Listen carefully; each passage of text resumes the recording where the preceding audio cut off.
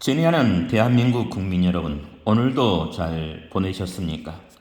오늘은 마음의 밭 문제의 해결에 대해서 여러분과 함께 나누고자 합니다. 씨를 뿌리는 밭이란 인간의 마음을 말합니다. 인간의 마음에는 옥토 같은 마음이 있고 가시덤불 같은 마음이 있고 길바닥 같은 마음도 있습니다. 길바닥 같은 마음은 정확히 죽은 자의 상태를 나타냅니다. 길바닥 같은 마음이란 길바닥처럼 딱딱하다는 의미를 말합니다. 바늘로 찔러도 피 한 방울 안 나올 인간이다 라는 말이 됩니다. 바늘로 찔러도 피 한 방울 안 나올 것 같은 사람 곁에 사람이 깰 리 없습니다. 이런 사람과 함께 살고 싶어하는 사람은 없습니다. 함께 살고 싶어하기는커녕 옆에 가는 것조차 싫어합니다. 실제로 이런 사람은 저명해 죽지 못합니다. 이런 사람을 가리키는 또 다른 표현은 앞뒤가 꽉 막힌 사람입니다. 당신의 배우자는 어떻습니까? 혹시 앞뒤가 꽉 막힌 사람은 아닌지 살펴보십시오. 앞뒤가 꽉 막힌 배우자와 살아보지 않는 사람이라면 그 숨 막히는 상황을 짐작할 수 없을 것입니다. 돼지라도 잡아라도 먹지라는 말이 있습니다. 돼지라면 길러서 잡아먹을 수나 있지, 이런 사람은 어쩌지도 못하고 쓸모도 없다는 뜻의 표현이라고 할 수 있습니다. 길바닥 심리를 가진 사람은 여유며 융통성이 전혀 없습니다. 예수님은 이런 사람을 죽은 사람으로 여기셨습니다. 죽은 사람은 열매를 맺을 수 없습니다. 오직 살아있는 사람만이 열매를 맺습니다. 다치고 굳어진 마음은 자기밖에 보지 못합니다. 자기 외에 다른 것을 볼 수 없는 마음, 결국 자기밖에 모르는 마음입니다. 그런데 이 자기밖에 모르는 마음, 즉 병든 마음이 오늘 우리의 가정에서 할개를 치고 있습니다. 우리의 가정은 어떻습니까? 나의 배우자와 부모, 자녀들에 대해서 가만히 생각해 보십시오. 어느 때 그들이 가장 미웠습니까? 아마 그들이 자기밖에 모르는 행동을 할 때 가장 미웠을 겁니다. 연애도 마찬가지입니다. 이렇게 이기적이고 자기중심적인 사람, 자기밖에 모르는 사람은 결국 자신도 죽고 주위 사람들까지 죽이게 됩니다. 걸어다니는 종합병원인 아내가 있었습니다. 어느 남편이 퇴근해서 돌아오는 길에 과일 가게에 들렸습니다. 먹음직스러운 수박 한 통을 사들고 신이 나서 집으로 향했습니다. 모시는 부모님도 없겠다. 집에 가면 누구 눈치를 볼 일도 없습니다. 자기가 사온 수박을 맛있게 먹을 가족들의 생각을 생각하니 기분이 좋아졌습니다. 그런데 문을 열어주기 위해 나온 아내는 남편을 보는 순간 안색이 하얗게 변했습니다. 이유가 뭘까요? 그제야 남편은 아차하는 표정이 되었습니다. 아내는 수박만 먹으면 콧물을 흘리고 저체기까지 가는 수박 알레르기 체질이기 때문입니다.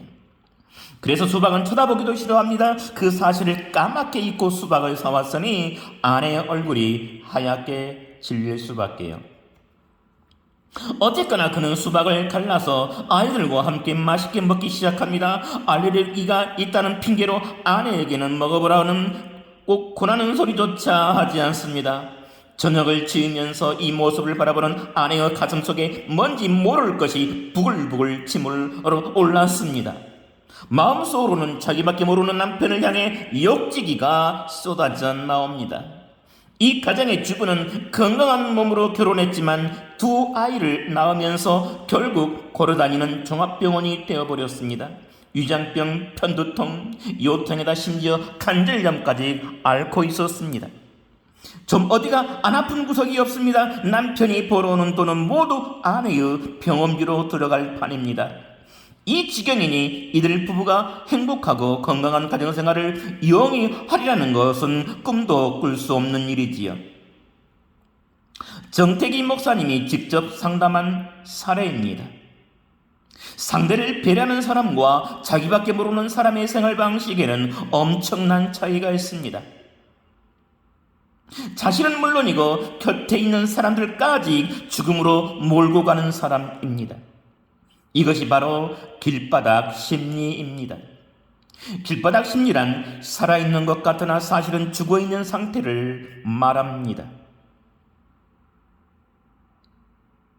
편견이라는 독입니다. 이런 길바닥 심리는 편견에서 비롯됩니다. 어떤 편견입니까? 부천의 한 병원에서 근무하는 어느 수간호사의 이야기는 편견이라는 병의 심각성을 단적으로 보여줍니다. 그녀는 나이 30을 넘어서야 사랑하는 사람을 만났습니다. 상대는 대기업에 근무하는 전도 유망한 청년입니다.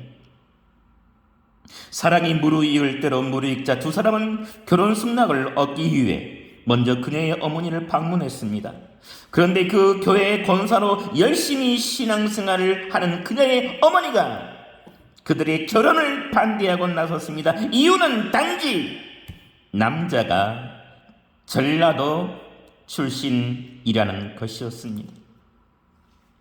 물론 다른 터무니없는 어머니의 반대를 그저 받아들일 수는 없었습니다. 반기를 들었지만 어머니는 막무가내였습니다. 그 사람과 결혼하면 죽어버리겠다며 농약을 사다 놓고 나를 협박했습니다. 자식된 도리로 아무리 그 남자가 소중해도 차마 어머니를 죽이고 시집을 갈 수는 없었습니다. 그러나 결혼을 포기한 딸의 마음속에는 어머니를 향한 미움과 증오가 끓어오르기 시작했습니다.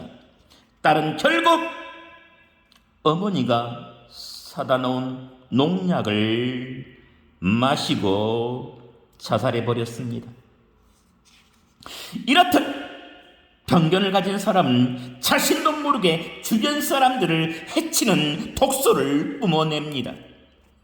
우리는 모두 그런 지역 감정으로, 그런 편견으로 사람을 판단한 경험이 있습니다.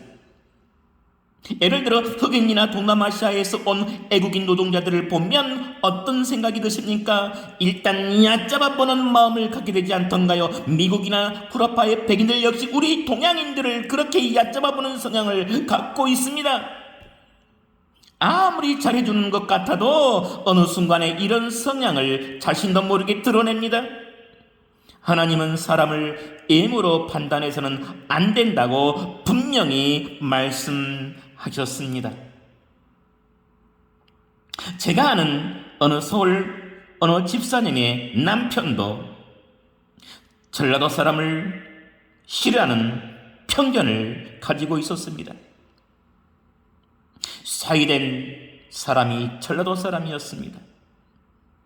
그러나 사이는 이상 없이 좋은 사이인데도 불구하고 전라도 사람이라는 것 자체 때문에 싫어하는 편견을 가진 장인이 있었습니다.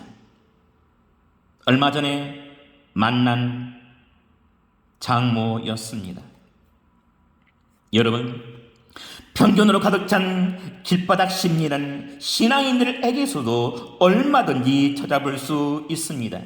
우리 교회만이, 우리 교단만이 구원받는다고 생각하는 교회 이기주의와 교단 이기주의가 그것입니다. 대화를 나누거나 회의를 할 때 길바닥 마음을 가진 사람은 두드러지게 표가 납니다. 회의를 하면서 누군가 자기와 다른 의견을 말하면 벌떡 일어나서 단호한 어조로 반대를 외칩니다. 회의할 때 회장 큰 소리로 외칩니다. 그러나 건강한 사람은 반대 의견을 말할 때도 이렇게 말합니다.